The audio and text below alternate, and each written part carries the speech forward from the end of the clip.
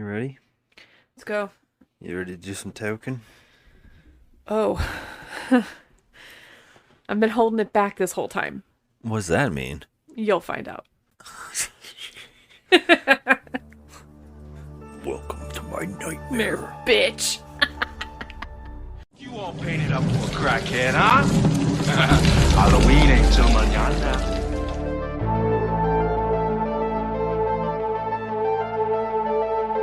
Just another Pod-o-Ween.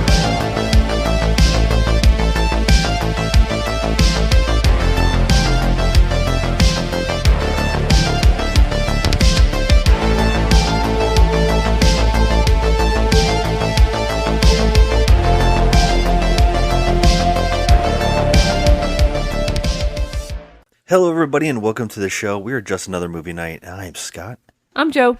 and today we are talking trash. Talking trash. Talking trash indeed. Talking trash. Wait, can I say it like Freddy? Sure. Talking trash. Oh, wow. Talking trash. Talking trash. Welcome to my trash, bitch. Oh, shit. Can I ask you something? Who in the fuck what you think? Talking trash indeed. This is our show to review, spoil, debate, crap on, give second chances to the hated, the lowest rated, the much debated, and often forgotten flicks on the internet, all while asking the question, is this the worst movie ever made? And if not, what is? Because here on the show, we believe you truly can't review films unless you know what the worst is. And that brings us to today, where we're in our fourth week of Pod-o-Ween. Pod-o-Ween. That was worse than last one. That was worse than my last. Hold on. Oh, wow. That's my witch. Oh, boy. Oh, God. All We're right. in our fourth week of our favorite month, October, doing Pod-o-Ween, and we are doing movies in horror movie franchises.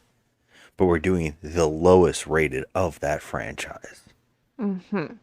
And so we've been going down the list from the lowest rated to the highest rated of these different franchises, and they're all slasher films. Yeah, of And course. I would say that all of these slashers have about 7 or more films. So only one of them I don't think doesn't. But so far we have been on a roll of just like overboard franchises. Like each one of them has like 12 movies. And so that's what we're at today. We are finally at A Nightmare on Elm Street. You shouldn't have buried me. I'm not dead. We're doing today a movie that's tagline was bold enough to claim they saved the best for last. Ugh.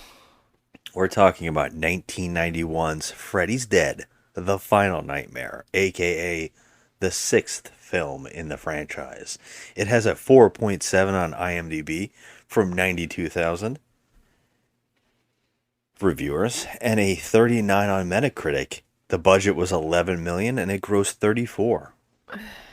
It was directed and written by the Tank Girl director, Rachel Talalay. She was a long-running member of the crew on all the Nightmare on Elm Street films, and that's why she got this one. It was also co-written by producer Michael DeLuca, who also wrote In the Mouth of Madness. I'm shocked by that bit of trivia. Yeah. So today we are talking Freddy's Dead. And Joe, what do you think about Freddy's Dead? Fucking hate this movie. Wow. I Okay. fucking hate it. I hate it. You hate it. I hate it. The whole time I'm sitting there watching this movie, I was like, this shit. Like, I have not seen it since it came out. Okay, it's been that long. And I only really remember 2 scenes in the movie, but I did not remember just how goddamn awful and nonsensical it is. I mean, I understand to call movies in any horror franchise nonsensical. That's kind of like silly to do that because every franchise has at least one movie in it that is so nonsensical that you literally just want to pluck out your own eyelashes because you just can't take it. That's a little bit shocking because every one of these franchises we've done are insanely nonsensical throughout almost all of the franchise. Right, but what I'm trying to say is like there's always one in each franchise where you're just like, And this is the one? this motherfucker. Not the one before this. You mean the Dream Child? Yeah. That wasn't nonsensical and messy enough. Okay, but Also, 4 wasn't nonsensical and messy enough. all right. Well, I understand what you're saying, but not to this level. Okay, just not to this level at all. I feel like I don't know what I just watched. I'm baffled. I'm baffled. I need some clarity, and I don't think I'm gonna get it. But I would really. I mean, I just severely dislike everything about this movie. Wow. I'll get you, my pretty, and your little soul, too. Okay. Holy shit. This is going to be an interesting talk. Oh. Do you want to dive into the plot, Joe? I have some chocolate. Yeah.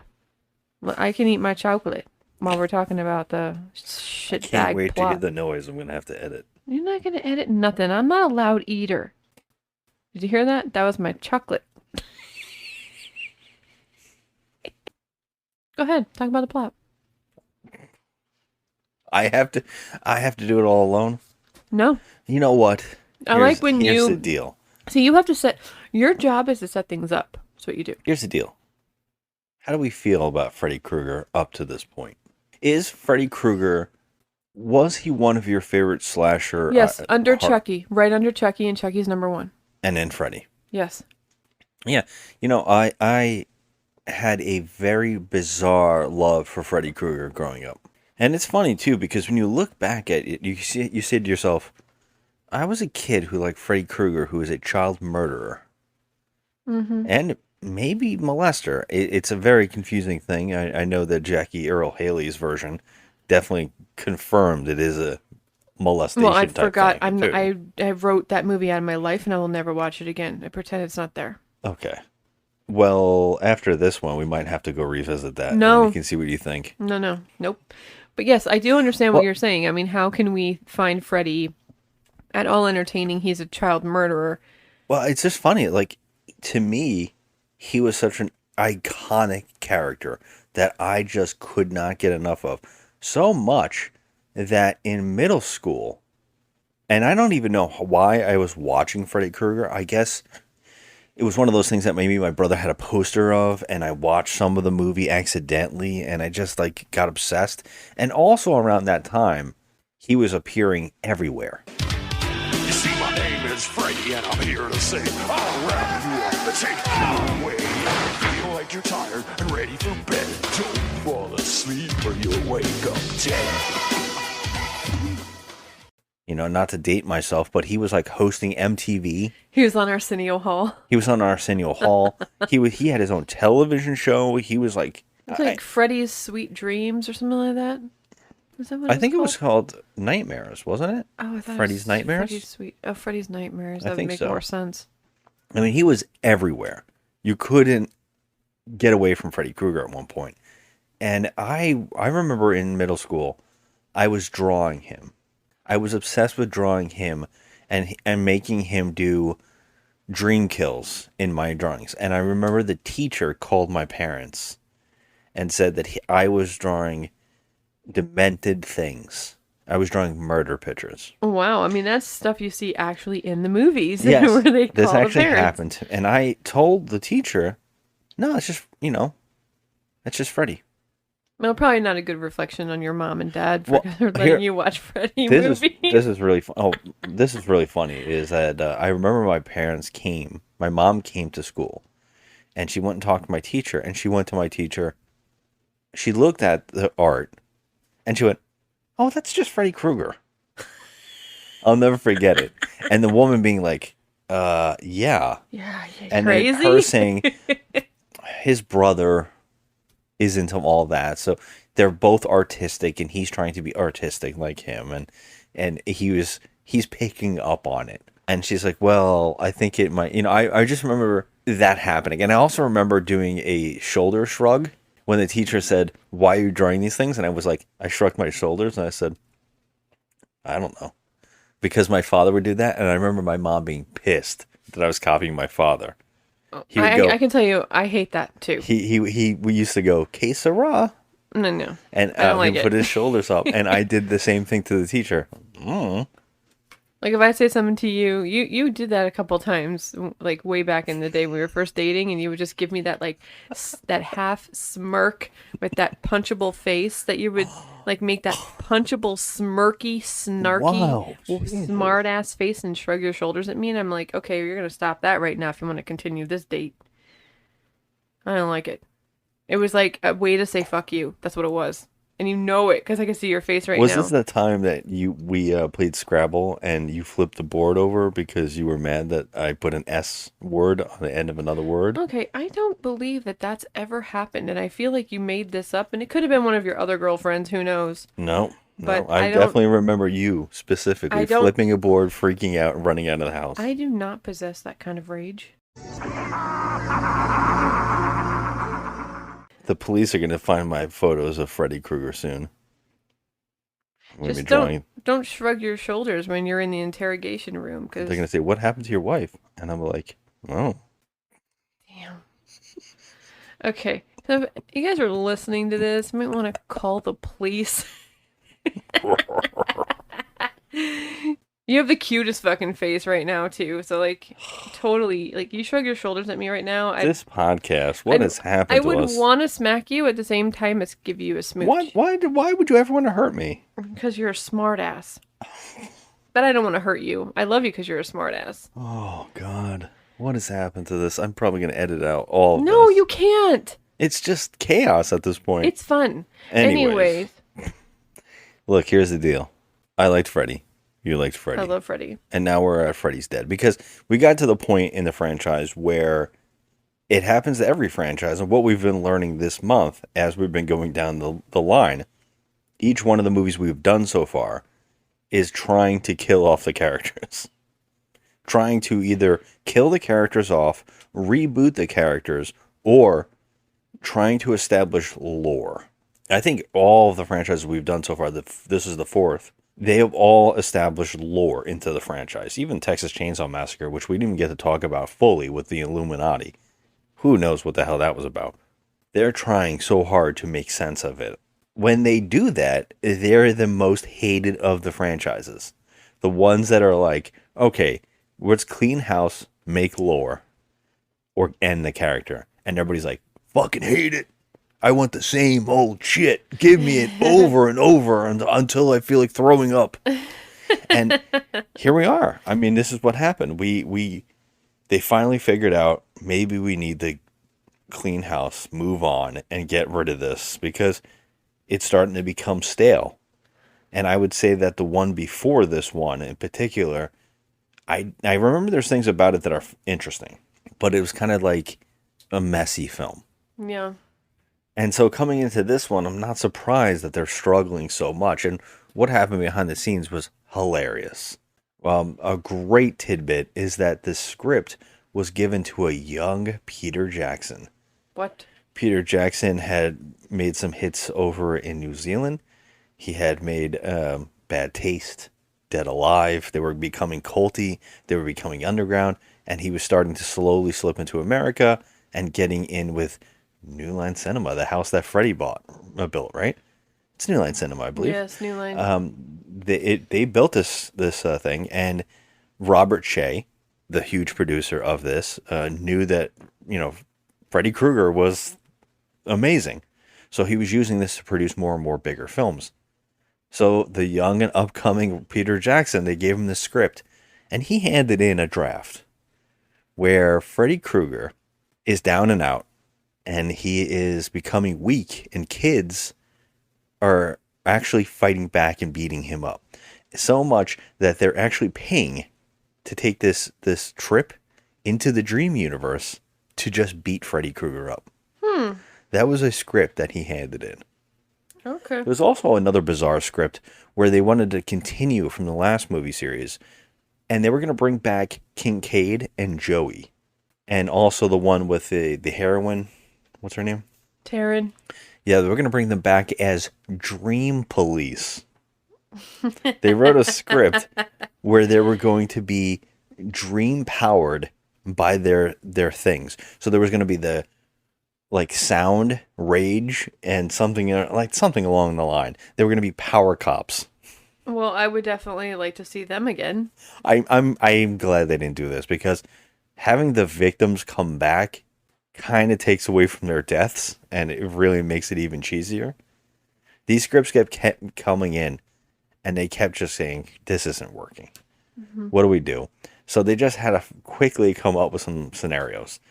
Now the director has admitted that in the long run, she wishes she would have made this a horror film. But at the time, there was a lot of success going on with Twin Peaks. Okay. And they said they wanted a Twin Peaks like Nightmare on Elm Street. And also Is that what with they the think? 90s love of Hanna-Barbera and Looney Tunes. Okay. So this movie is a bizarre mix of the Looney Tunes and Twin Peaks, and it does feel it in every single scene. I can't take it. Yeah. Honestly, every single scene. It's like more Looney Tunes than Twin Peaks, though. There's a lot of Twin Peaks references and ideas that are not, they're so underdeveloped and so they didn't know what they were doing. Now here's a huge reveal. They dropped 40 minutes from this film. Oh my god. They cut out 40 minutes of explanation and backstories Okay. and more build-up. I needed the backstories. Tell me about it. Who the fuck are these people? They cut this down to a purpose, an hour and 29 minutes. Oh my god. Not even like a full-length film. And this is the goodbye to a character. And they cut it all out. And people are struggling. There's people online who have taken supplemental versions of this film that have shown up, like Laserdisc, and also a German television version of this movie, where they've found some scenes. And they've tried to piece them together. And nobody knows exactly because the footage is gone. So no one knows what the 40 minutes exactly is, but there's shots of things where people are like, what was this going to be? What was that supposed to be? Wow, so it doesn't even exist on like a special edition Blu-ray or anything No like one that? can find it. Oh my God. This is the same thing that happened with Friday the 13th, part 7, I believe. Which one is the one with the New Blood? With the telekinesis girl, where they deleted all of the gore from the movie because they were afraid they were going to get an X. So they deleted half the gore, and now it's like it got lost in a fire or something. So they can't get all the footage properly. They like accidentally deleted it or something, and they don't know where to get it, so they can't fix the film. So there's no uncut version that everybody wants. And then people have talked about it, like, oh, all that gore is out there. And it sucks because there's some amazing scenes in there that should be really gory that are gone. Same thing goes here. So no one knows. And I would love to know what that uncut version of this movie would have been, because there is a lot of bizarre things going on here. And you can tell that scenes just jump real quick into a new scene. It does. It's like only, you know what it is? It's like only moments of things happening. Like nothing really ties together. It's just scenes. It's just random scenes. I mean, like the opening of this film on the airplane with the kid. I mean, it jumps from that, and he ends up right at. Okay, can we just talk about this orphanage? I have so much to say. I guess let's get into the plot now that I've Yeah, set some of that up in motion, so you understand what's going on behind the scenes as this got produced. Let's talk about the plot a little bit. The movie starts off, like you just mentioned, with a character waking up in an airplane. And we're basically doing the Nightmare at 20,000 feet from Twilight Zone. We're seeing this kid realizing that something's wrong. He feels sick and he doesn't like on the plane. And a little girl tells him he's coming for you and he's going to use you. Which means what? That goes nowhere. Well, it means exactly what's going to happen in the next scenes. So we see him in the Looney Tunes version of a dream sequence. Now, you can complain about this, but I actually think this is a lot of fun. I mean, at this point in time, Freddy Krueger has become more of a joke as each movie has gone on. I would say 1 and 2, he was spooky. And 3, he starts becoming a little more comical. But 3 is probably my favorite of the whole franchise. I know that some people would disagree, but I do like that comical Freddy. And I think that we have come to peak Looney Tunes Freddy Krueger. And I think that this entire opening with him torturing this kid is in comedy format, like stand-up comedy killer, where he is becoming the Wicked Witch and he is traveling around the house and he's saying, "Your soul, I'll get you, my pretty, and your little soul too." I don't know what it is. It's stupid fun. I disagree. You think it's all bad? I think it's kind of funny. I think it's so ridiculous. I mean, don't get me wrong. One of my favorite things about Freddy is his one-liners. He comes across with the one-liners like nobody's business. He's so good with it. But he's also able to be scary at the same time. This is just too slapsticky for me. This is supposed to be Nightmare on Elm Street. So with the last two, he became like a comic book superhero. He became a ninja, and he like had his flying glove around to fight a kid that knew karate. He became like a motorcycle or a pizza chef, and he was eating people's souls on a pizza. I think the only problem here is that the goofiness is still around and it's still cheesy fun. But I personally don't. I think the problem and the thing that's missing here is the horror aspect. It's completely not gritty. It's non-existent. It's not gritty. It's not dark. The movie is very 90s. And that's a huge problem. And this is peak what I have problems with the 90s cinema, where they're trying to do new special effects that they didn't understand yet.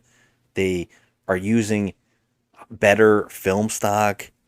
You know, the color grade is always this weird orangey earth tone. And this movie has all of that. Mm-hmm.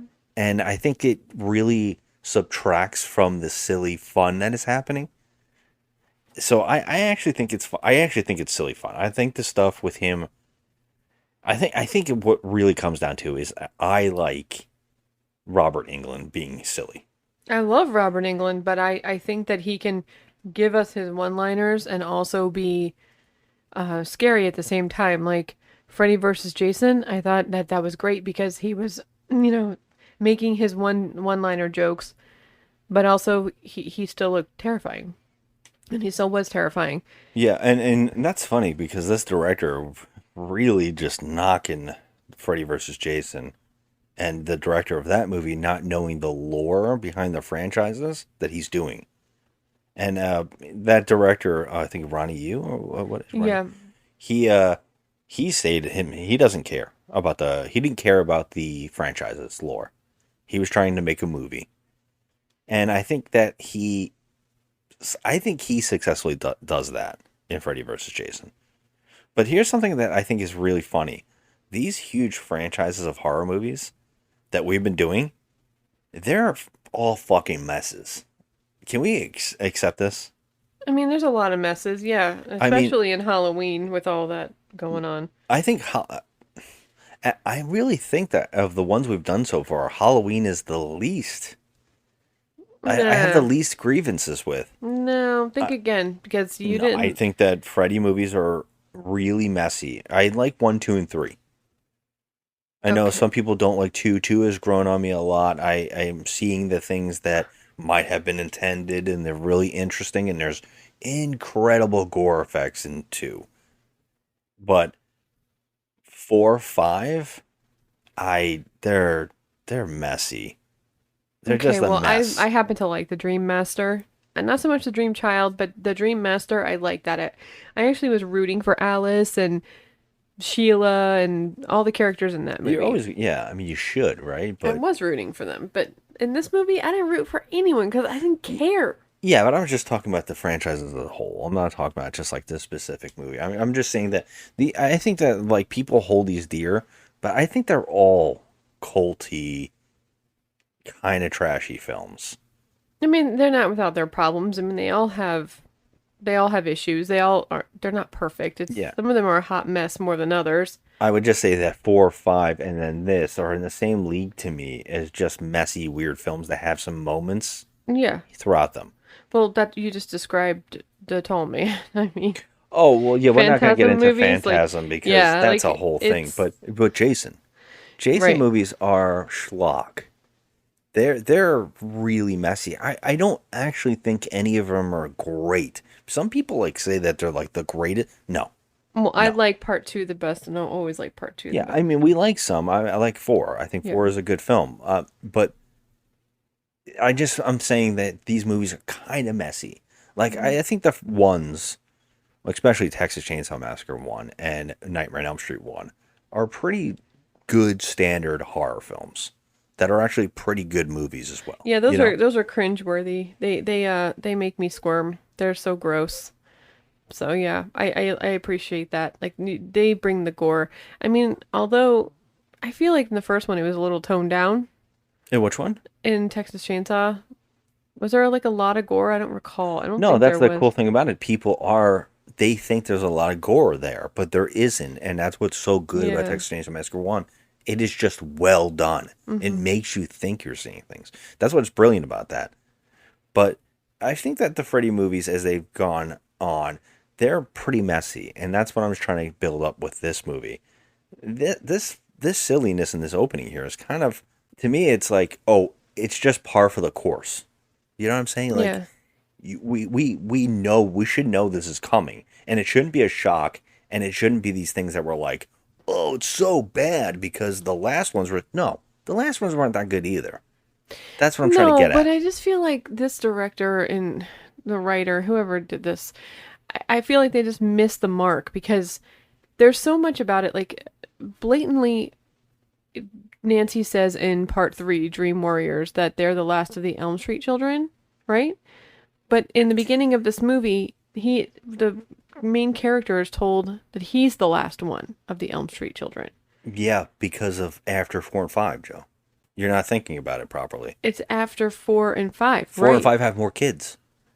You get what I'm saying? Because Alice, okay. There's more I get kids. it. They keep adding more and more kids. They were the Nancy's referencing that they're the kids of the Elm Street parents that burned him. When she's saying that they're the last of. All right. And by the way, that lore does not check at all because those kids are too young. And we kept questioning, how old is Nancy? How did they have these kids? Were they pregnant with him and when they burned him? None of that makes sense. No, it really, This none of it franchise really is does make sense The at all. franchise is a mess, and we're going to get into it because I have some real big grievances with some of the ideas here. But I wanted to point out this kid. The main kid that we're following in this movie is played by Sean Greenblatt. And this is a fun fact. We have not seen him in anything else. But what we have seen is his daughter's work. Because it turns out that he's the father of our Ariana Greenblatt, Yeah. who is, you know who she is? I've heard her name before. Yeah, she is young Ahsoka in the Ahsoka TV show. She is in Infinity War as the young Gamora. She was the little girl in Barbie. She is in Love and Monsters, and she played Tiny Tina in Borderlands. And she was also in a movie we did as the main actress, 65. Oh my god. So this girl, All you had to say was Tiny Tina. I just wanted to get through it because Yeah. everybody has seen this actress in almost everything. Wow. And everybody is like, when I went to the comments to say like, oh, his daughter is very well known. Wow. Was like the trivia on him. Okay. He is hilariously over the top in this film. I'm afraid of heights. Don't be a pussy. I would say that everybody in this movie is extremely over the top. Not again. He's not gonna get me again. Nothing is gonna make me get off this bed. Damn it!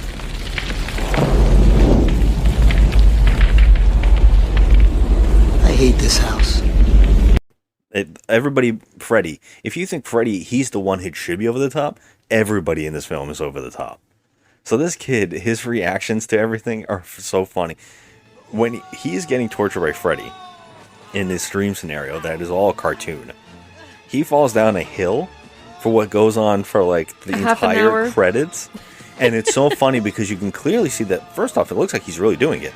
Second off, you can see that he clearly stops a few times and then forces himself to keep rolling. Yeah. What I love is that when he finally gets to the end of the street, he's on a street that is leading out of Springwood, yeah. Yeah, which is the Freddy universe. It takes place in Springwood, Ohio. And he's at the border leaving Springwood. But he turns around and sees a bus pass booth. Now, this is funny because the guy in the booth giving the ticket out, which is clearly Freddy Krueger as another person, is actually Robert J. One ticket. Round trip. Hurry up, boy. You don't want to miss the bus.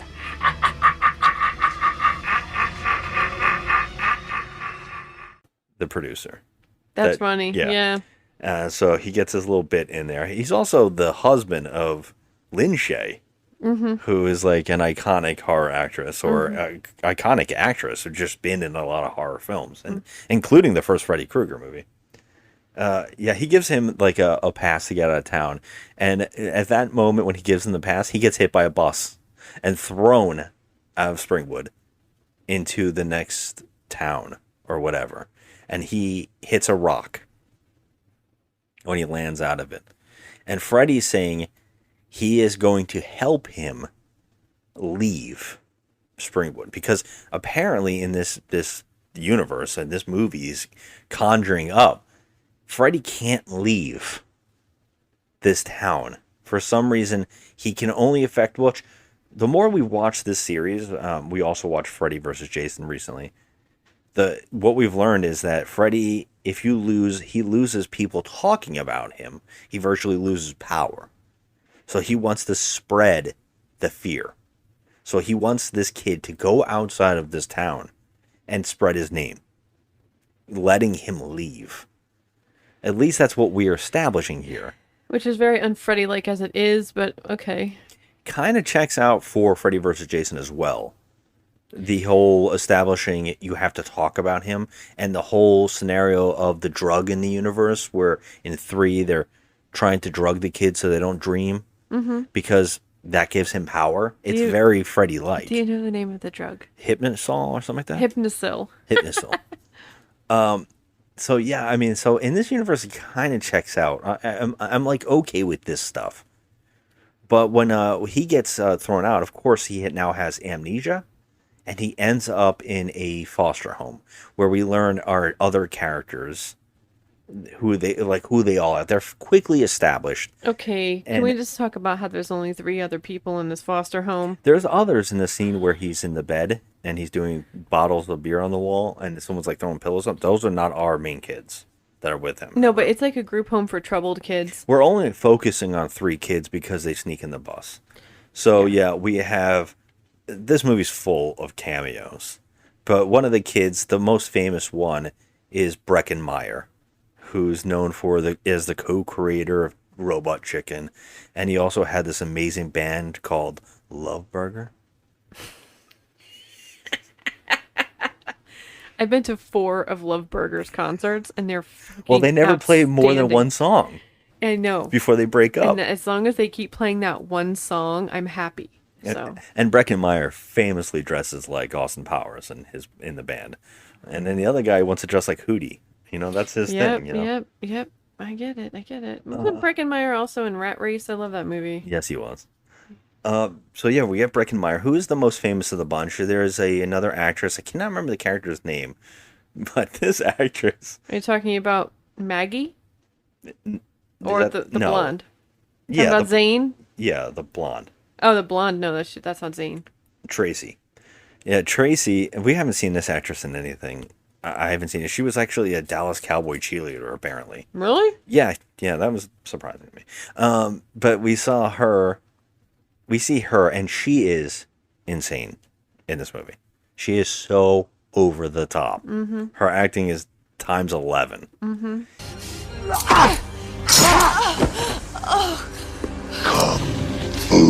This, bitch!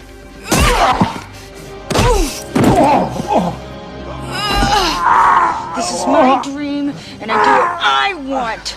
She apparently doesn't like being touched. That's her thing. She doesn't like people touching her, and she'll fight back. These are all troubled kids. There's also Carlos, who is played by Ricky Dean Logan. This is funny, but it's a callback to one of our other episodes. We did the Fantastic Four. And in that movie, I referenced how there's a random scene where a busboy tries to give food to the thing in the alleyway. And I go, I know that busboy. That's Carlos from Freddy's Dead. Oh my god. Okay. Yeah, but doesn't he encounter the jeweler? Well, at first he goes in, he's in a like an alleyway, and he gets Carlos from Freddy's Dead comes out of a restaurant and sees him and he's like, "You're a freak," and runs off. So these are our three main kids in this troubled youth home, and they all have problems and they all have their own situations. Carlos has a hearing aid. Tracy has she doesn't like being touched, like we already said, and Breckenmeyer has a father who's very rich and wants him to be like him. Angsty kid who's like, no, I don't want to be a part of your world. He's a stoner. He's going to be defiant. Yeah. You know. So we have those three, and our main, I guess, I don't know what you call her. She's like the main counselor. She is our main character besides this other character that we have just met, who is now known as John Doe, the guy that got thrown out, the kid. But we have our main actress, who is actually Billy Zane's older sister. Her name is Lisa Zane. Have we seen her in anything else? Because I don't recall. But I gotta point this out because for the longest time, in my mind, I reset these characters, and so I believed for the longest time this was Carrie Ann Moss. Wow. When I Weird. watched this the last time before just now, I remember when I was a kid, I went, "Oh, Carrie Ann Moss was in that movie," and also Lawrence Fishburne, because I think I mixed three, because Lawrence Fishburne is in 3. Yeah, he's the orderly. Yes, He's the orderly. Max. Yeah. I don't know why I mixed him up, because we also meet, I guess, our therapist of this house, Yafat Koto. He plays Doc in this movie. He's in friggin' everything. He's amazing. He's in the original Alien. He is. Yeah, he's a great actor too. It was shocking that he's in this movie because he doesn't have anything to do here. So, these are our main characters. And now what we're establishing here is that the 3 kids in the home, Carlos, Tracy, and Breckenmeyer, well, I don't even know his name. They say it enough, too. I think I should know it. Spencer's wasted at this old house. Hey, Spence. Super Spencer! Oh shit, Spencer! Spencer! Spence! Spencer! The boss leave, man! Spencer, get out, man! Spence! Spencer! The boss leave, man! Spencer, you stupid stoner! Well, they're trying to find a way to sneak out of the home. They want to get out of here. And the new John Doe was just brought in. So they're having a plan where they're going to use the truck. They're going to sneak into the truck, and when they drive it out of town, they're going to be hidden in the back, and they're going to get out. That's their 3 of these kids' plans to get out of here. Now, why is Maggie, who is Zane, why is she taking this kid to this town to try and jog his memory to see who he is? So we got to talk about this. Because they never call the police. The police actually find him in the alleyway and dump him at the home. That's right. Because they don't want to do paperwork. So they dump this kid at this home and leave it up to this therapist to figure out what's going on with him. That sounds legit. Oh, yeah. I mean, it actually kind of does. Kid could be mentally ill or have some kind of amnesia. That's why and they don't dumped take him him to here. a hospital or anything, like a real hospital. But okay. Anyway, let's move on. So she's trying to establish now. She's interviewing him, basically, and asking who he is. I love this.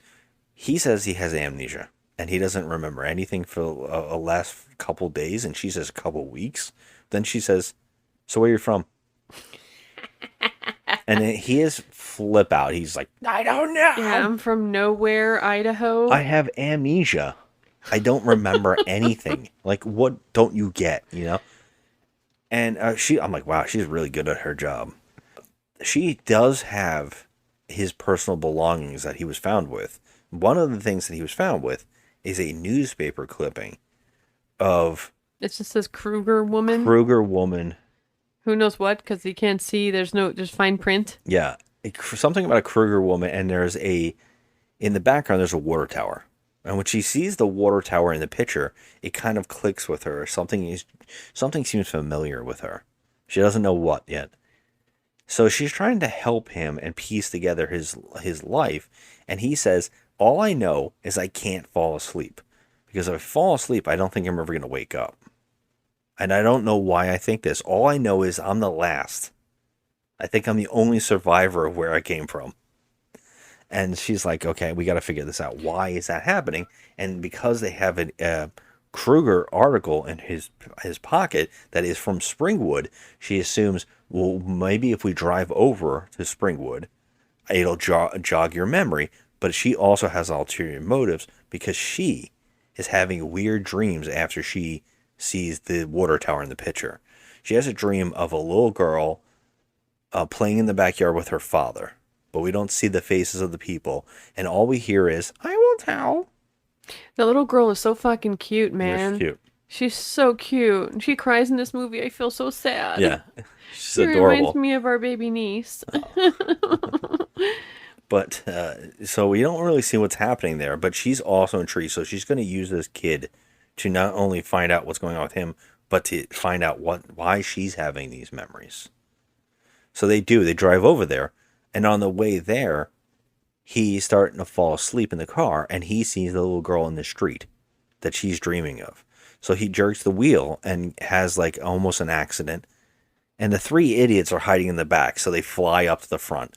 And they're like, what are you doing here? Oh, we were trying to sneak out and all this stuff, and it didn't work out. So they're like, we're going to go into this town. And they get into this town to talk, and they all get out. And they get out at what is... I guess a state fair that's happening for no particular reason whatsoever in a dead town. Yeah, can I state something? I was terrified when I saw this fair. The cockroaches on the like pizza. A fucking murderous clown. There's no patrons. Chain smoking. Yes, there's no patrons there. And he's trying to sell 2-for-1 balloons to who? I don't know. But everyone looks like a freaking mess. Yeah. This is the Twin Peaks stuff, where everything's supposed to be a weird town and bizarre people are in it. And they're even playing almost a close theme to Twin Peaks in these scenes. See, I didn't even think about that. All I kept thinking was... Once you see it, though, and you think about it, you're like, this is gross. See some of this. It is weird, too. All the people here, I love that there's an old man playing bumper cars by himself. Yeah, he's riding around. And he keeps going, woo wee. And I understand now, obviously, because there's no children. There's no children in the town. There's no children. Then we know why. Yeah. And when they all see the kids, they start yelling at them, go away, get out of here, we don't want you here. And in particular, Breckenmeyer goes into a phone booth to try to call, because they're trying to call back to the house to get someone to come pick them up. Yeah, at the shelter. But the phone doesn't work. But at the same time, this is where we get one of our cameos. Roseanne Barr shows up to smother the kids in love because she hasn't seen a kid and she misses her children. And she's saying, I'll take care of you. It won't be like the last time. I won't let him get you. And that's when Tom Arnold shows up to pull her away. At the time, they were husband and wife. Mm-hmm. Tom Arnold says, don't you know? Kids bring him. Right. You have to get away from them. And then at that point, a bell is rung in town. Now you think that this is going to come back, but it doesn't. No one references the bell of the church. It's like, why? Okay. First of all, I didn't get all those stupid cameo crap. Like, why do we need these two idiots? Like, it was stupid. I was like, this is... At the time, they were very huge. Roseanne was a very big show at the time. And I get it. They were putting cameos from Friends. But it's a comedy show. You know what I mean? Like, It was just like, I oh my just God, feel Roseanne, like- that's weird. yeah, it was weird. It's weird. It was just off-putting and But- not needed. But Roseanne and Tom Arnold do add to that weird Twin Peaksy thing that they were thinking they should do. That which is odd. true. I mean, they definitely fit into that circus atmosphere, that creepy circus atmosphere that was going on in that town. Yes, and the kids now decide.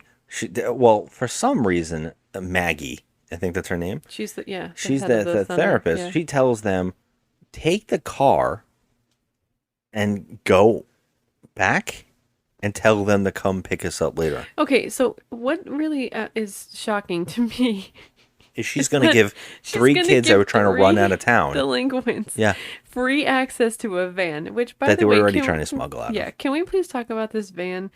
Now, I know that the center for the shelter or whatever is in like the total ghetto. Yeah. But it's like got graffiti all over it. Who is funding this operation? What I like is it's almost like the mutton cuts from Dumb and Dumber. Instead of like having a thing on it on the outside, inside there's a curtain. Yeah. There's a raggedy ass patchy curtain It's like in a the back of murder them. van. All I kept thinking was the people in the back going, see. Talking about the people he picks up. He picks up. Dumb and Dumber. Oh my god. We usually don't pick up hitchhikers, but you're a trustworthy person. Then they stop and they go, hey, more people need to get picked up. Pick them up. I love that so much. Oh my god. So they get in the van, but the problem is they can't get out of town. For some reason, they're caught in a loop. They keep showing back up to a statue. Okay, this is why that's- I asked you. Well, the It's- movie kind of tries to make a statement about this later on, where they have a line of dialogue that says, Freddy is warping reality around him. Yes, okay, fine. Fine, but that would implicate somebody Is asleep. is sleeping. Well, one person is during this sequence. While they're driving around in a circle, Carlos is in the back, and he's asked for the map. And the map keeps getting bigger and bigger and bigger. It's so funny. And then when it finally gets to an open page, it says, you're fucked. Carlos! I asked you for the map. What? Yeah, well, the map says we're fucked. They're like going around in circles, but like I feel like is this literally like Dream Warriors rules? So like if one person's asleep, he can drag everyone in the general vicinity into the dream with him because I have many thoughts about they this. are all in this loop. So how can they all be in a loop if they're all not asleep? Well, if he's asleep, Carlos, then they were warping reality around them. And they're saying that somehow he is affecting the outside world because later on, well, we're going to get into it a little bit more as we get on. But they finally stop at a house because they are so tired and they've been driving forever and they can't. They finally find a house and she's like, look, it's abandoned.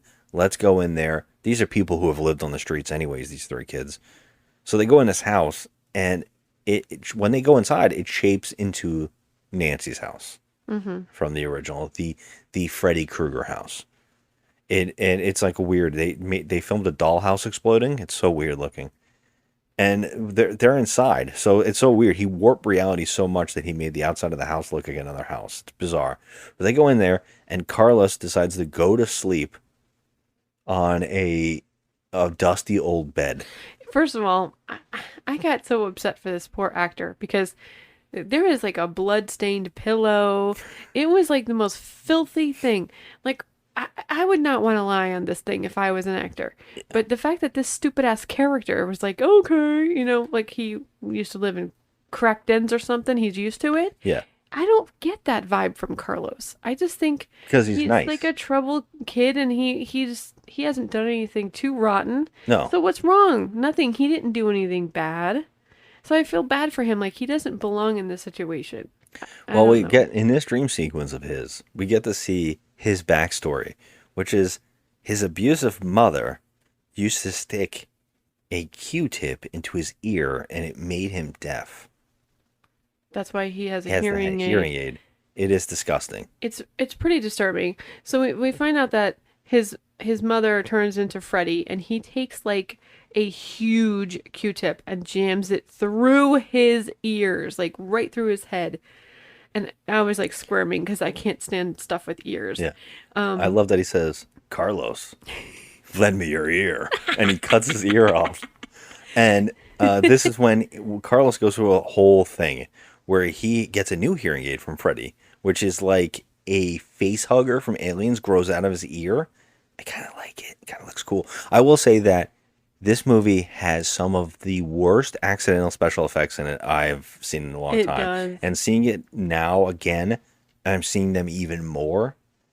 Like your eye starts getting trained after a while watching bad movies, and I can see everything. So I see so many sleight of hands, things like that should have worked better, but are too sloppy because this is like a first-time director. So I mean, I can understand where that's coming from, but $11 million, it should look a little better than this, especially since the other Nightmare on Elm Streets look way better. I thought the special effects in this movie were trash. Yeah, I like Carlos's ear thing. I like the pumping of the head and everything, and it has like the arms that come out of it into his head. It's one of the better effects, and as it goes on, Freddy starts getting funnier. He sneaking around him, telling us to be quiet while he's sneaking around Carlos as he can't hear anything. Well, when he does get his hearing aid, he can now hear things too well. So Freddy throws pins at him, and they all hit the ground like bullets. And Carlos is like, ah. But then Freddy comes down, and he pulls out a chalkboard that he keeps expanding. It was terrible. It hurt my soul. I love Robert Englund here. He keeps going, oh. I think it's funny. I don't know. It makes me laugh. And he scratches his fingers all over the chalkboard. One of those bad special effects is you can see the little rubber blocks on the knives on the fingers, so you can see that he's not really making the scratching noises. Oh. I didn't look. I didn't like the sound at all. Well, this makes Carlos's head completely explode. Which is the only decent special effect in this movie, in my opinion. And what I heard was like Robert Shea came up to her while they were filming the movie in the scene, and he's like, you know, it'd be really cool if Carlos's head explodes like puzzle pieces. And she's like, damn, that is really cool. But are you going to give me more money to try to reshoot this? No. And I'm in the middle of the scene now. Like, I can't do it now, but that does sound really cool. Mm-hmm. And but I don't mind this. I don't mind this head explosion. I don't mind the bladder effects on his face pumping, like getting bigger and bubbling as he's hearing the noise. That was my favorite thing about the movie. Yeah, that one's okay. There's a couple things here I'm like, oh, that was inventive. That was funny. That's silly. So Carlos is now gone, and Tracy can't find him. But at the same time, when she's looking for him, Spencer decides to get stoned on the couch, and that's when he sees the television, and he sees the spirit world, and he sees Carlos trying to tell him not to fall asleep, but he falls asleep anyways. And what he sees next is Johnny Depp doing the... This is your brain on drugs. And Johnny Depp actually came back because they said, you know, hey, you should come and do this movie, do a cameo. And he said, hell yeah, this is the movie that got me my start. Plus, the director worked on Cry Baby. That makes sense. That's probably also $10 million of the $11 million budget. No, at the time, I think he just came on and did a cameo. I don't think he cost anything. Really? Yeah, I think he just did it for them. Well, that's kind of cool. He said, this is the movie that got me my start. Of course I'll come back. All right, once again, this is your brain. This is your brain on drugs. Questions? Yeah! What are you on? Looks like a frying pan and some eggs to me. Hey, Spence, let's trip out. Oh, so he sucks Spencer into the TV. They play Indigada Vita. The whole psychedelic cartoon comes out of him, takes him in. I kind of like this too. I hate it. I like that. I hate it. But I think Heaven's Next is way worse, Joe. No, he's bouncing around like a freaking video game, like Super Mario, bouncing around in the TV. I just can't take it. I hated it. I like the psychedelic thing. I liked him messing with him, bringing him in with the drugs. I think it's fun. But something better should have happened here. And unfortunately, this is the 90s hitting us again. where he's playing a video game, controlling Spencer, being chased by his father as a tennis player. And Spencer is, in real life, is jumping all over the house. It's out and out goofy. Yeah. Okay. It's embarrassingly goofy. Yeah. I'm like, what is this? Okay. Is this a Zucker Brothers movie or is this a horror film? It reminds me very much of the part in the Twilight Zone movie where the kid is controlling the house and he's making like all the video game and cartoon stuff happen. Mm-hmm. And it's virtually the same sound effects. Yeah. It's reminding me of that. Doing, Yeah. doing, doing. Yeah. I can't. So at the same time, Tracy runs out and is able to find Maggie and John Doe. They're at the house. They're searching the town, and what they find out is they find an orphanage, or is that what it is? It's an orphanage, yeah. And there's a woman there that's also batshit crazy and very Twin Peaks again. They're playing that type of music still, and she references that she knows him, and she knows all of the children that are there. And she looks at Maggie and she's like, I even know you. But then she goes crazily, I know all these kids here. Mm-hmm. Now, I think the movie, this is where John Doe believes that he is the son. Because they find paintings, they find references that Freddy had a child. Right, so he thinks he's a Krueger. So he thinks he's Freddy Krueger's son. Yeah. And because he doesn't know who he is. Yeah, and now the movie's telling us this, and I think they could have done this better. But unfortunately, they make it very apparent that it's not him, that it's her. Mm-hmm. And because of her flashbacks and her questions, I don't even think there's a moment here where we doubt it. Do you? Like, you automatically know it's her. No, but can I just say that the fact that Freddy Krueger has a kid, like, it's just, doesn't that kind of, like, throw a wrench in the entire series? Like, he's a child murderer. It's just weird. Well, a lot of serial killers and child murderers, unfortunately, have families. I mean, yes, I do understand that. I know, but I don't know. It just seems weird that they would throw that in on this movie, the sixth movie in the series. All right, now let's talk about the timeline. Yeah, please. When did Freddy get me. killed? Okay. What year? So, if you go by, I'm trying to do the math myself. Yes. Okay, so Maggie is supposed to be what? I'm going to say she's in her 30s now. I mean, that's a question. Well, this kid thinks he's the son. Now, he is a kid. He's no more than 17 years old. Exactly. So why does he think he is? Because Freddy died in the 60s.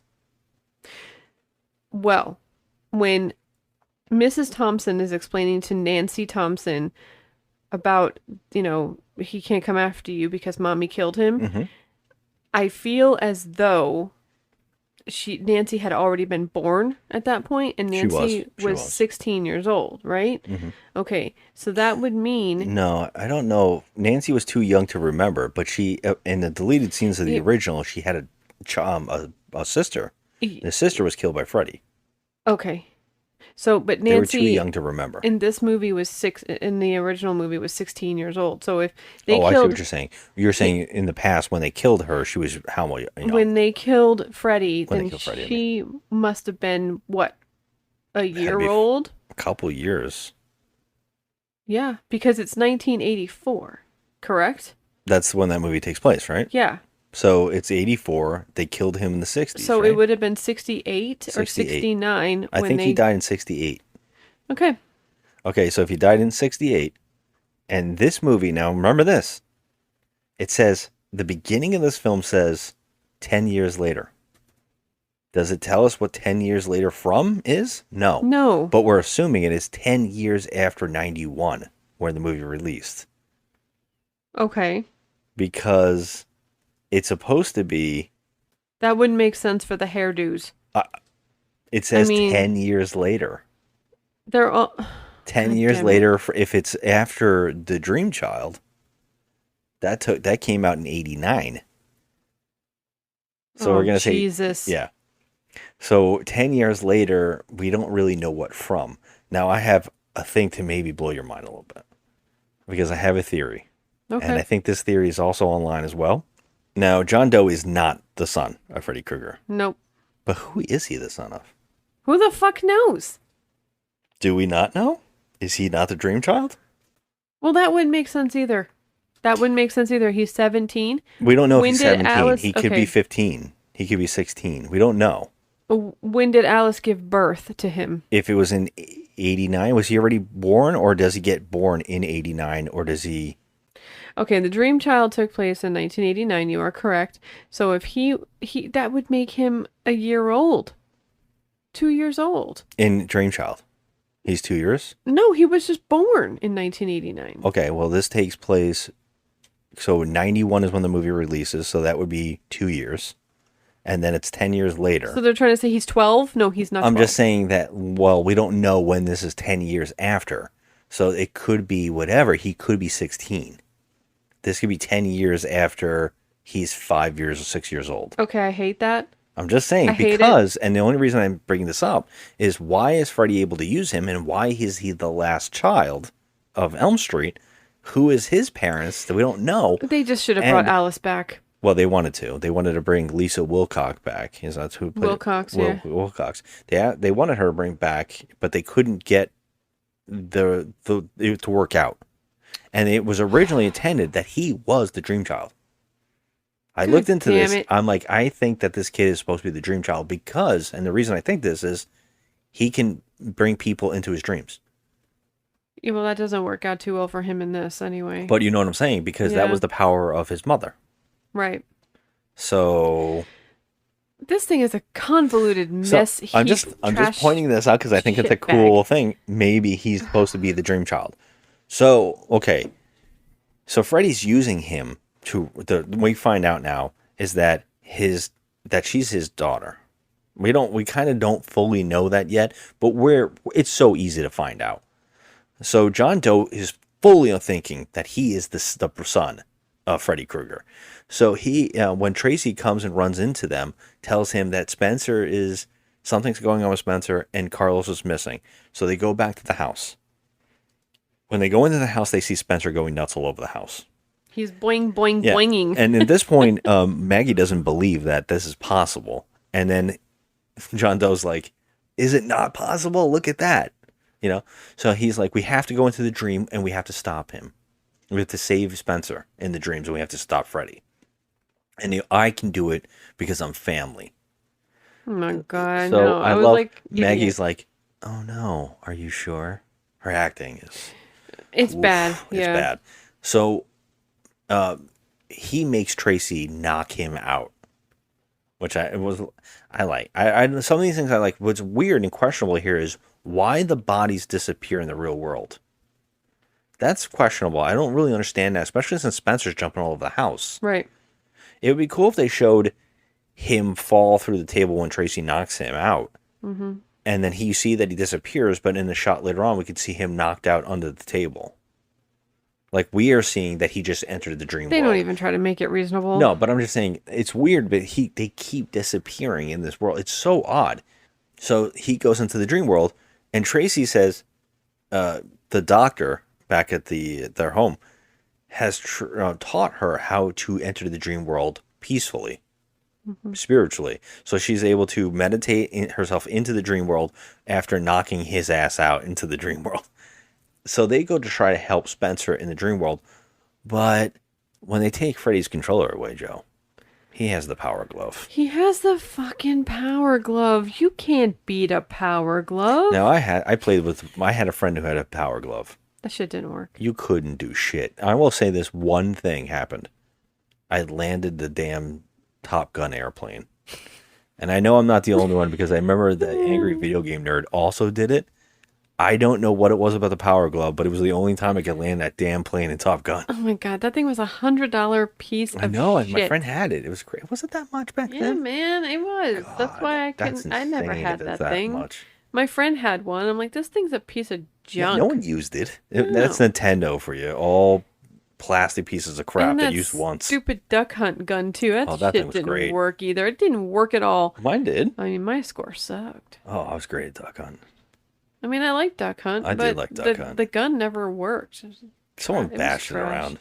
No, man. Gary probably got it. He broke everything. Broke everything. He probably did what every other kid did and put it against the screen and click on it. And cheating. And cheating. So, No, we would we didn't have that goddamn thing. I think one of our friends had it, but like we would go to the Circle K and play Tubin. oh, nice, nice. We'd have like $1 in quarters that were fucking awesome. Yeah, we played Tubin. Oh, That was I a would good go game. just to play so many X-Men and Teenage Mutant Ninja Turtles. Oh my goodness. Well, they only had one. Oh, the Simpsons arcade. They had one game in the Circle K. It was Tubin. That's That's awesome. what we did. That's Yeah. great. Back to the movie. Anyways, That was a side quest. what happened to Breckenmeyer in this? He dies? I don't So, remember. When he has the power glove, he makes Breckenmeyer go up to the stairs and then fall down, and he rips a hole into hell, That's right. and he falls through it. And Maggie's like, I couldn't save him. I didn't really try, but I couldn't save him. So they get out of there, but they still can't wake up John Doe, who's still in the dream, and they get him in the back of the truck and drive out of Springwood. As they're driving, before they get out of Springwood, John Doe's dream, he wakes up again in his house. And it's like all these jokes about how, oh, the house, I'm not getting out of this damn bed this time. And it's all sets on fire, so he has to jump out the window. When he jumps out the window, he has a parachute for some reason. And he pulls it and gets it, and he's falling from like space. This is the comical shit that I just can't take. I kinda think it's so fun. Freaking stupid. I think it's stupid fun. I just think it's so cheesy that it's kind of like endearingly But fun. you start realizing that you're not watching a horror movie at all. This is a without joke. a doubt, it's not a horror movie at all in this one. It's It was more of a comedy. embarrassing. It was embarrassing. Well, Freddy is at the top of the parachute and he comes down and he tells John Doe, "You think you're my son? You're not." It kills him. I don't have a son. So he cuts his parachute and lets him fall, and then down below, like Looney Tunes, like the Wile E. Coyote, he pushes a board on with spikes into the middle of the road for him to land It on. is quite literally Wile E. Coyote. It's Wile E. I'm Coyote. like, this is. I can't believe I'm sitting through this right now. Yeah. I can't. Well, again, I like that they show the John Doe in the real world, and you see the holes and bleeding holes in his body, like there's pressure. Yep. It kind of looks neat. I don't mind it. I think it's like, oh, that's a cool idea. No, man. Because it looks like crazy to see the actual aftermath of what that would be like. There's just no gore in this that's doing anything for me. I know. I'm just trying to find you're trying to find the bright side sometimes, and I'm trying to find the small amounts of bright side. Hey! I like the head explosion. Well, he tells Maggie he doesn't have a son, and he dies. And Tracy the whole time's like, ditch his dead body, let's go.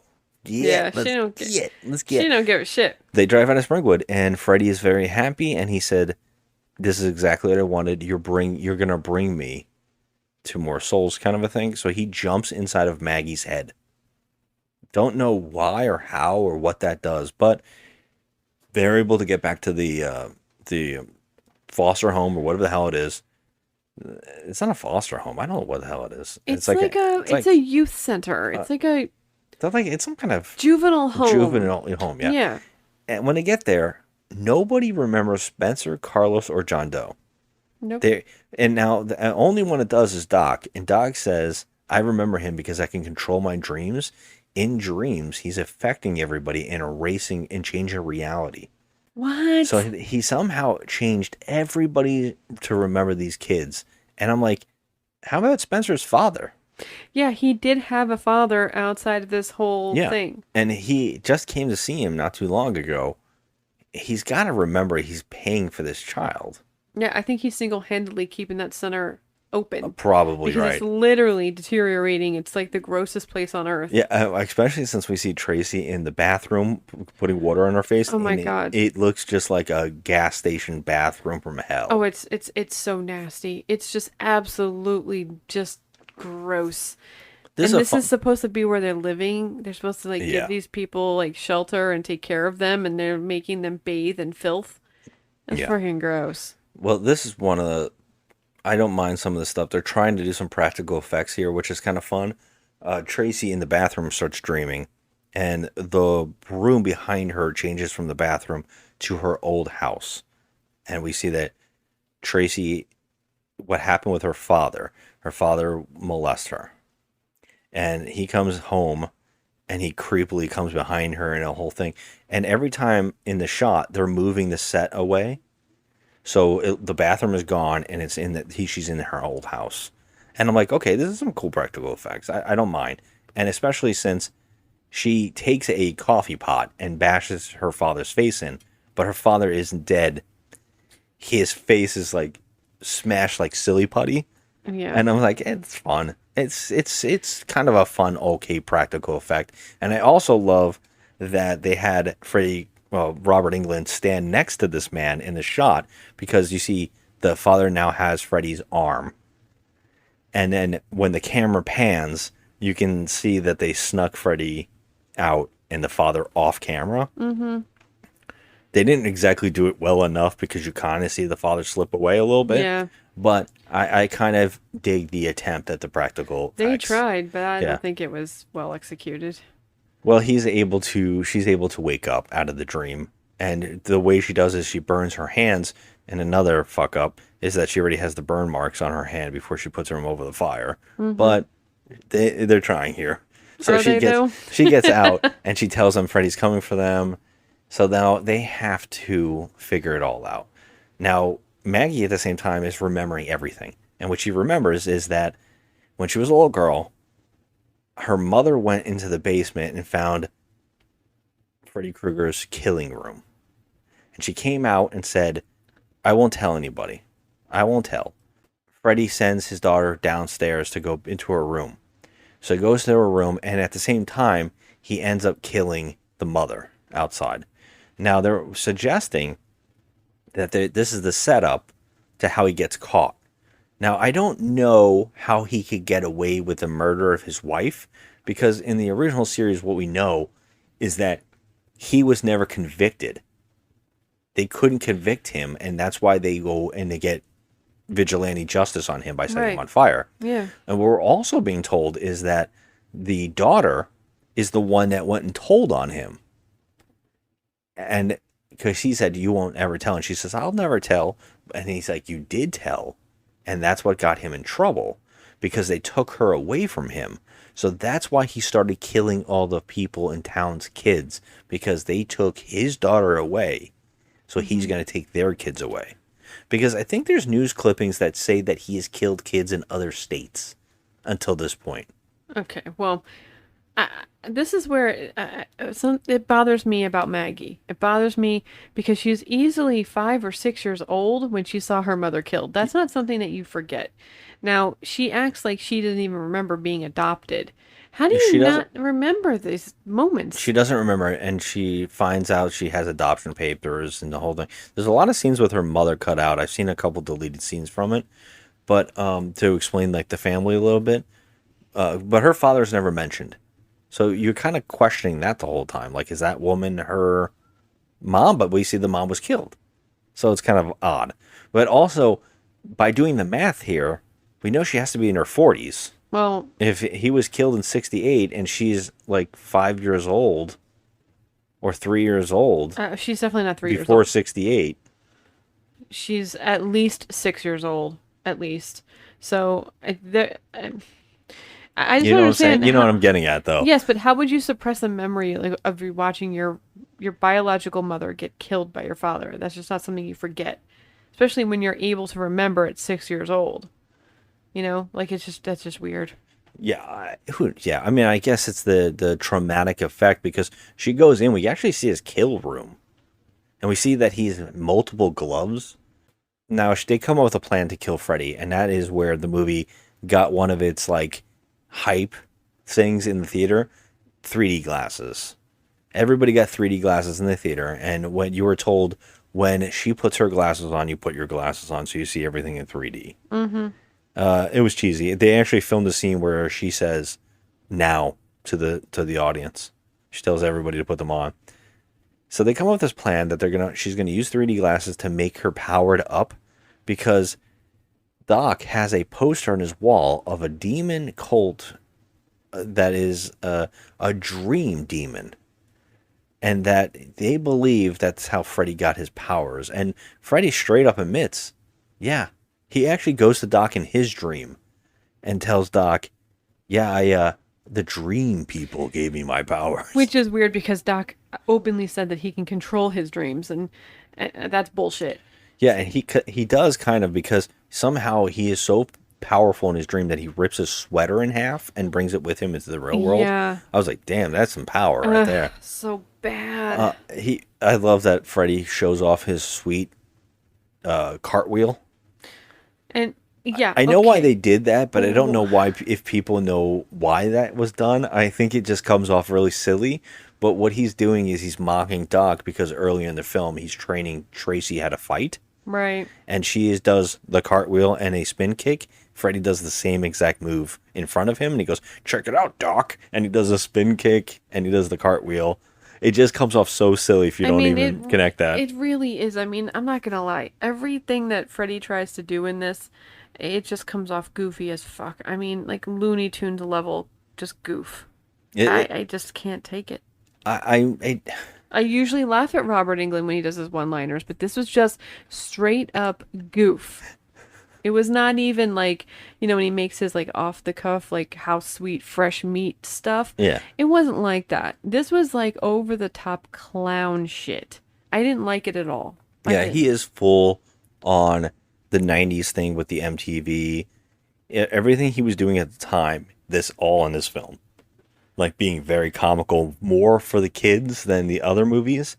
At this point in time, they're making him more likable in a weird way, while also saying he is a child murderer and hammering it in. Mm-hmm. And we actually get, when Maggie goes into the universe to fight him, she goes into his mind and she sees everything. And what she sees is like everything we haven't seen of him. So they reference the son of a 1,000 maniacs, whatever it is. What is it? Is it 10,000 maniacs or 1,000 maniacs? Yeah, it's son of 100 maniacs. It's That's something what it is. like that. Son of 100 maniacs or whatever, that from the previous films. So they reference that, but he's in school, and we see him like killing the school pet with a hammer, and we also see him cutting himself in the basement, and his stepfather coming to him, played by Alice Cooper. Alice Cooper getting to do a non-Alice Cooper makeup role. That's why he did this. He comes down as a stepfather, and I guess what they reference is that his father tries to beat him, his stepfather, but he turns the tides on him and maybe kills him. It's very hard to tell. They don't show us. Yeah. You just hear him scream, and he holds out the knife in a 3D fashion. So we see all the little things, and they have a showdown with the 3D glasses. I don't really know what the 3D glasses do, but stick stuff in our face. That's all it is. It's just a gimmick. It has nothing to do. This movie has no rhyme or reason. There's nothing. It's just, when I said to you in the beginning of this that it was just shots of things, that's all it is. It doesn't tie together at all. It's just stupid. Well, and we also get a shot of when he gets set on fire originally, the dream worms come to him. They look like little sperms. The dream worms. They you hear yourself? I know, the dream demons. No, he says the dream people. They fly to him. They look like little tadpoles, but they come to him, and apparently they seek out. I love the Doctor knows this. They were seeking out the worst soul to use as their killing, their whatever the hell it is, for their goals. I don't know. So they come to Freddy Krueger, and they tell Freddy Krueger, "Let us enter you, and we'll make you immortal." So he says yes, and they entered him, and that's how he became Freddy Krueger that we know. Which is funny that he's not burnt yet, so why he even looks burnt? Yeah, and except in this, he's not the Freddy Krueger that we know at all. He's a clown. And also, I noticed makeup was different. So. Yeah, it's a little, like we were going on about with the tuning it down with the horror. His makeup is less gory, and it's more plasticky and safer. It's more clean. It is cleaner. Yeah. See, that's the thing. When we first meet him in the very first film, he is terrifying. The sight of him, the burns, the nasty, like, rotted teeth, like, everything about him is so scary. Now, it's like they just did the bare minimum on him. Just to get through. It was like they didn't put any effort into this movie at all. That's the way I see it. Yeah. Yeah, I mean, again, trying to make it very accessible, I guess, is what their goal was for the last movie, which is odd. Well, she's able to kill him by ripping off his arm, doing some sweet ninja moves, and hitting him with some weapons, and then cutting off his arm, and then sticking. The Oh, and I dynamite in forgot. his. I actually forgot. I skipped over the part. She actually holds on to him and rips him out of the world. And for some reason, he shows up in the basement.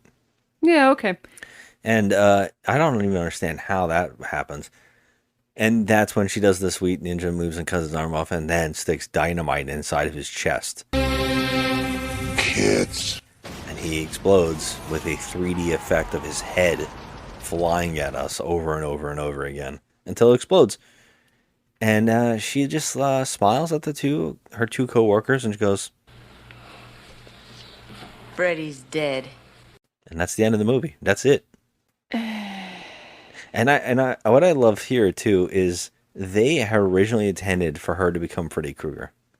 Oh my god. So they wanted to bring Freddy back through her, making her the new Freddy Krueger, and that she was supposed to have had him in her mind, and that's what he jumped in her head earlier in the movie. That's what the intention was. But of course that didn't come to fruition because the movie's not that good. No, so she suddenly went like batshit crazy and said, "Oh, I'm just gonna be a murderer too." Well, he's in her head. In original movies, we've seen But not that he anymore. can control people's bodies. Yes, but not anymore because she brought him into the real world. So that doesn't But make any he sense. also, they could have said that he like Voldemort and ripped his soul in two because he jumped in her head. So maybe she now has the power. And we also see the dream worms blow out of him and fly to the camera. So we don't know where they go. Dream worm. And I'm also going to point out, since we already did Jason Goes to Hell, there is also some kind of dream creature in that, some kind of monster, little bug creature that is in Jason. And we see that Freddy's glove comes out to grab Jason's mask. And I think that was supposed to be the attachment to the two movies, is having these weird dream demons. Can I ask you a question? Sure. When did the new Nightmare come out again? Was that After this. It was after this. Okay. Yeah. Okay. Because this movie, I would think, would be just a flat out, straight up franchise killer. Yeah, I really It do. is a franchise killer because they didn't bring it back until the new Nightmare, and that was Wes Craven trying to reboot it and do something different with it, which is virtually his soft reboot into the Scream movies, which is what it's like he first attempt was New Nightmare, and that wasn't that great of a movie. Then he was like, oh, Scream. He finally found his sweet spot, Wes Craven. I have a lot of problems with New Nightmare as well. I really do appreciate New Nightmare. I think it was a really neat take on changing things up. Yeah, it's a cool idea that focuses too heavily on a child, and it is not great. Miko Hughes. Miko Hughes is great. I don't like him in that film. I think he's great. I really The had child stuff is bad in that movie. I like what they try to do in that movie. I thought it was different. It was It's different. No, it's virtually just Scream. Yeah, and then Robert Englund got to be Robert Englund, and it was fun, you know, and for they a little didn't- bit. They didn't go far enough with any of that.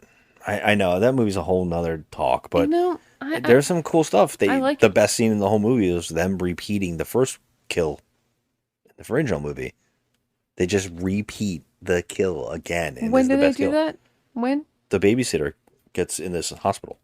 Oh, yeah. That's like the best Tina part. in the first one, yeah. It's the best part in that movie. But, well, Robert boy. Englund's bone claw hand. Oh God. I don't like it. Yeah. Anyways, yeah, I mean, this movie, I know you hate it, you said it numerous times. I also know it's a bad film. But I think there's just enough cheesy weirdness here that is like, hey, it is what it is. I don't hate it. I don't love it. I don't even like it. It's just, eh.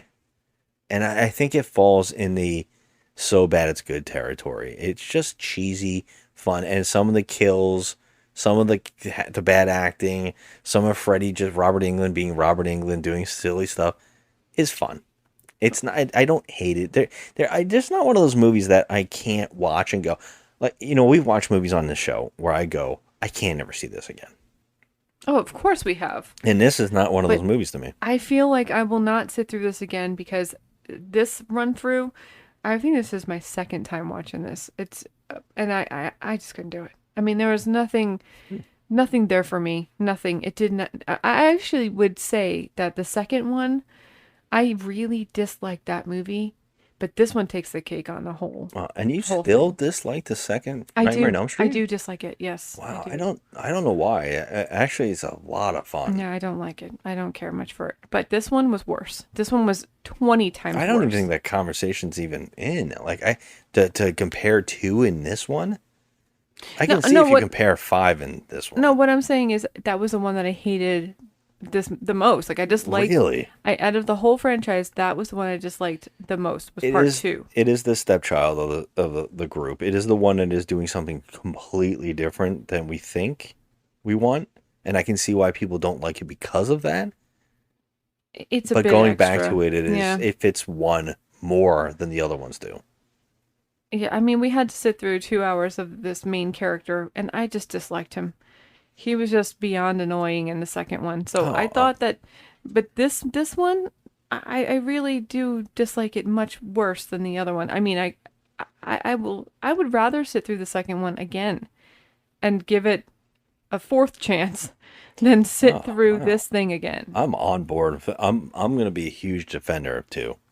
I definitely defend 2. 3 is my favorite. 1 is the second best. Then Okay. Freddy versus Jason, and then 2, and then 4. Okay. I think that's how I go. Yeah. I this one I'm out. I want to pretend as though part 2 and part 2 and part 6 here did not happen. They're terrible.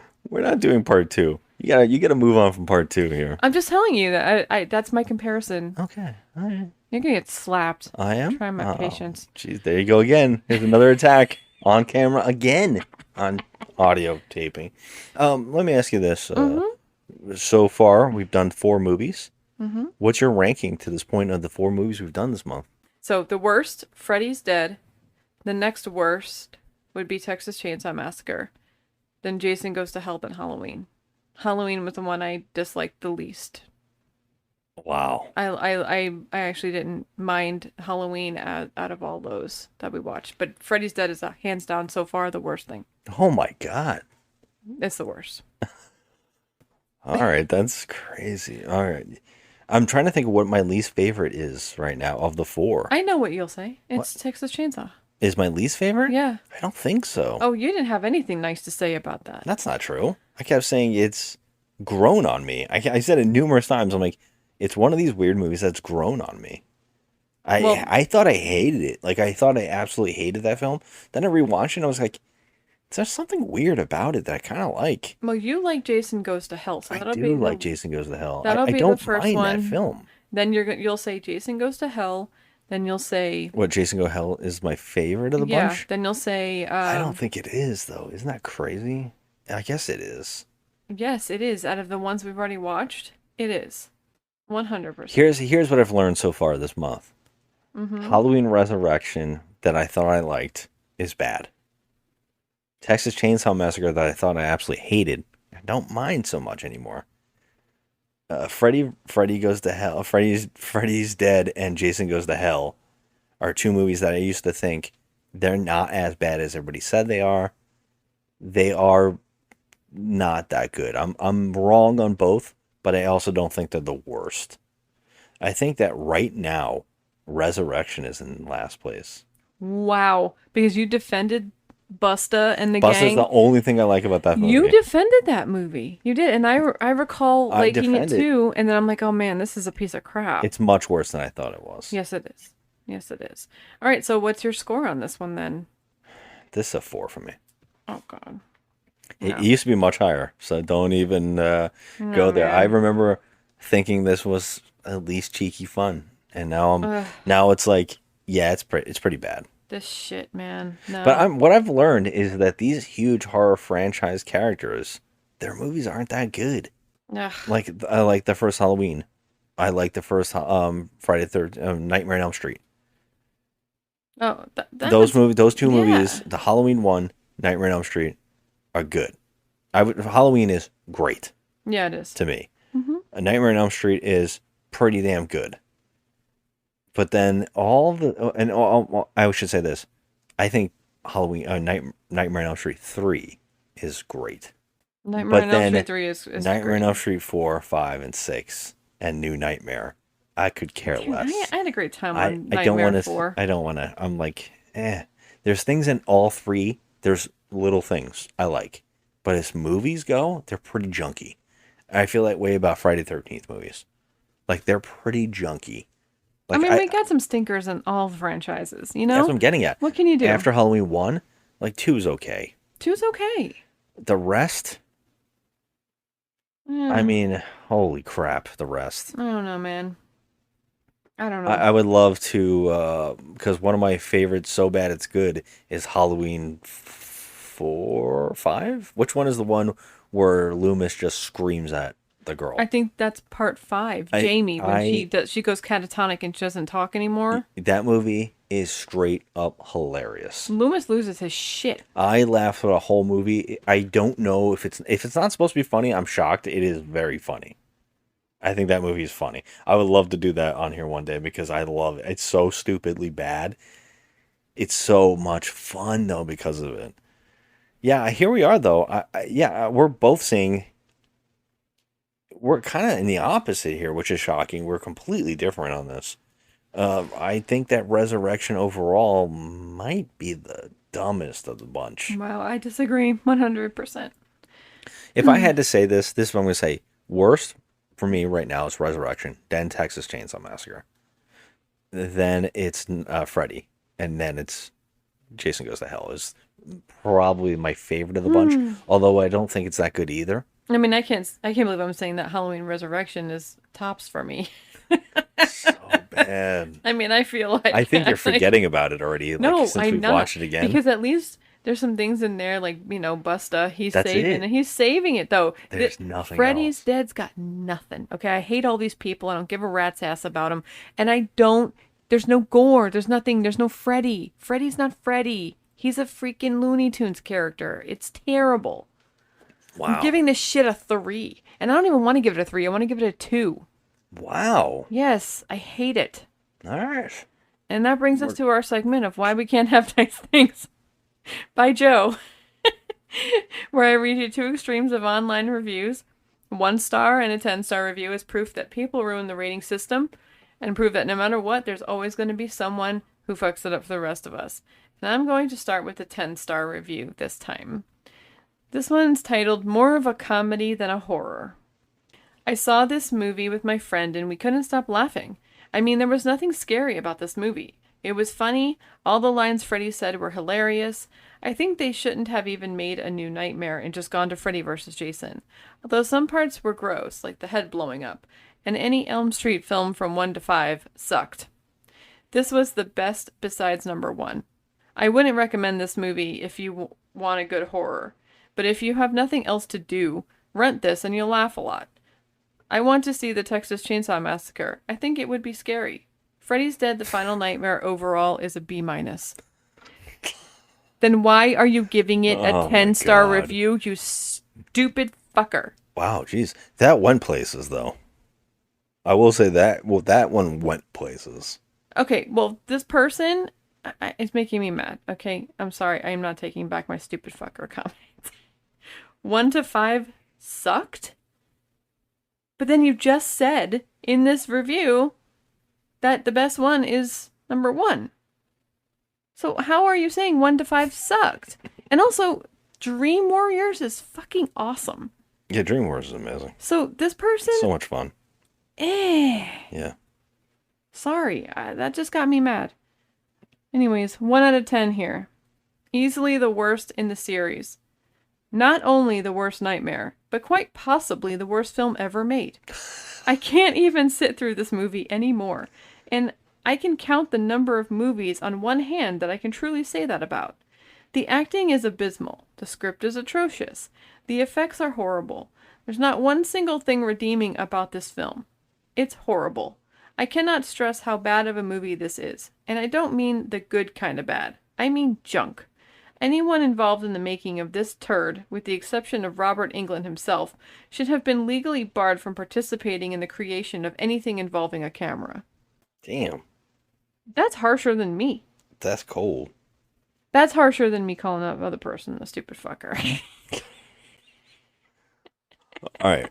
What I love, though, is that's a good intro to another segment we usually do. Because you're saying the worst movie ever made. Now, I think we're both saying, and I know you don't like this movie, but it's not the worst movie ever made. No, it's not. Now, what is? Okay, because this person said, this is the worst movie ever made. Film ever made. So my question to you is, does this belong anywhere in the top 15? In the top 15? Of our list so far? Mm-mm. It doesn't. No. That's what I'm getting at. Okay. But it's still a 3. We've had some shit on the top 15. What's number 15 on our list? The Toxic Avenger 4. Okay, that's worse than this. Yeah. Sergeant Kabuki Man? I would have to say that I'd watch Sergeant Kabuki Man again before this. Oh, wow. I did not like this movie at all. Okay, so underneath Sergeant Kabuki Man is The Christmas Tree, Mask of the Red Death, Beach Balls. Beach Balls is terrible. I hated it. But would you watch all of those movies before you watch this movie again? I will never watch Beach Balls again. I'd probably watch this one, but I have to drink heavily. So it's fun. I'm putting this at number 22. All right. I mean, I just don't like this one. There's nothing that made it fun for me. It was too slapsticky and like what's going on here? What's going on here? I cannot believe this movie's only an hour and 29 minutes. I know it actually felt longer. Not gonna lie. Oh my goodness. I just wanted it to end. That's why I was like, all right, come on.